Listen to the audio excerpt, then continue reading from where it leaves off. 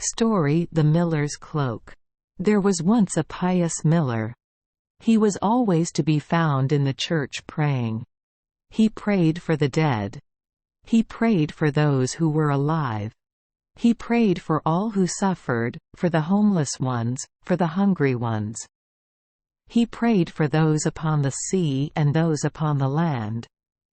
Now it happened that a terrible storm smote the island. The sea beat high against the rocky coast. Lightning flashed. Thunder roared. The wind howled. The rain fell in torrents as if it were a flood.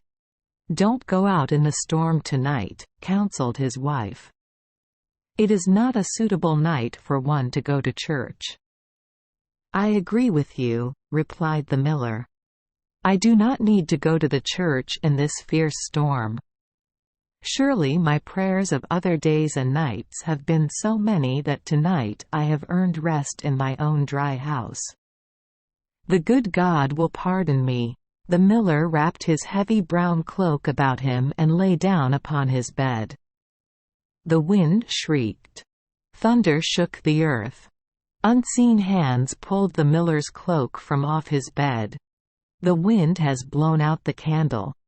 Light another," cried the miller to his wife.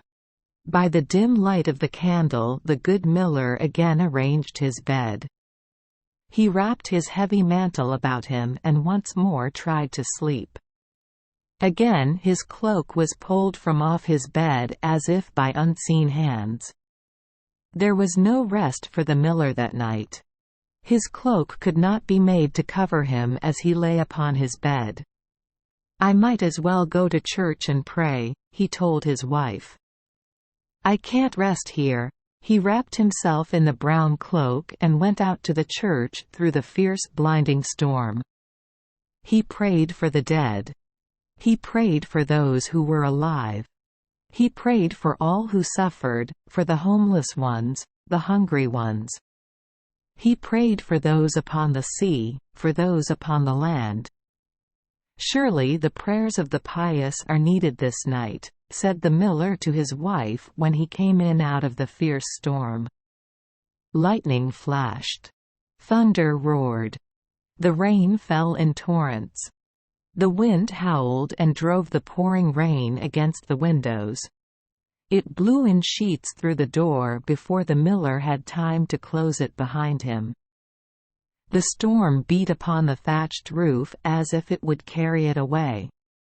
"Quick, your cloak!" cried the miller's wife. "Take it off that I may dry it by the fire." The good man started to obey. As he touched his cloak, however, his eyes opened wide in amazement. It was entirely dry. "Feel it yourself," said he to his wife. "There is not a drop of rain upon it." The miller's wife discovered that his words were true. "It is a miracle of God," cried she as she crossed herself. Thank you for joining us for today's fairy tale.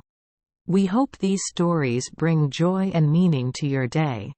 If you love our channel, please hit the subscribe button so you won't miss any exciting tales.